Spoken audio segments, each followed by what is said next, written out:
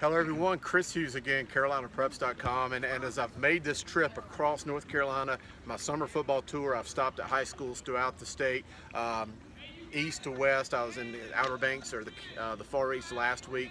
Now we're about as far west up here at Smoky Mountain, but I ran into this gentleman here, Buddy Curry. A lot of you guys will remember him.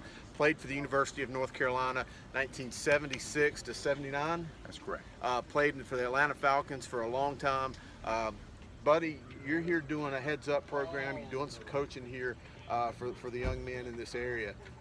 So I'll let you tell about that. But first and foremost, thank you for joining me here and allowing me to talk to you. I mean, this is awesome. You get to talk to a Carolina football legend. Well, look, it's an opportunity to come back to North Carolina, state I love, where I went to college, and the kids here, just like every other area, they want to learn football, they want to have fun, and so what we're going to do is we're going to teach them correct fundamentals and really the new techniques to keep the head or to minimize head contact. And then we're going to talk about character principles. We have 5 principles: sportsmanship, integrity, excellence, perseverance, and teamwork. And we want these kids to keep focused on what it really means to play football. And it's more than just winning and losing and X's and O's. It's about becoming a young man of character and strength, and playing for more than just you, but playing for your teammates and playing for your communities. Well, the company is Kids and Pros, and you guys have traveled all around the United States, East Coast, West Coast. I think you told me you was in Savannah last night, and you've got a car full of a lot of NFL players who are in this venture with you that goes out and does this coaching. It's got to be one exciting to be around, and sorry to hold you out here in the rain, but we're football coaches, so I guess we're used to it. That's right. But exciting to be around young men sharing your passion for the game with them, but also to kind of bring up this next generation of players and then teaching them to do it the right way. You know, we want to make a difference, and the guys that coach us, I like to say that they're high character guys. They all played in the NFL. They all love kids and want to help kids get better and learn about life through football. And so again, it's just an opportunity for us to kind of spread our love for the game and really hopefully create a love for competition and a love for the game of football.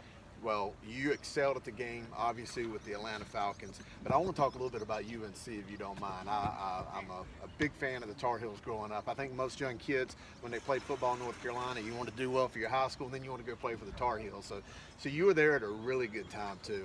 I know Coach Crum came in, but Coach Dooley was there when you were there, and you played with a good friend of mine who hired me to get into coaching and also coached me and was a teacher of mine, Rick Van Hoy, and he had some incredible stories of Chapel Hill in Carolina from that time, a lot of Lawrence Taylor stories, just a lot of football stories in general. It had to be a great time to be at Carolina. It was a great time to be at Carolina. It was a great time to grow up, and it was right after integration, a few years after integration.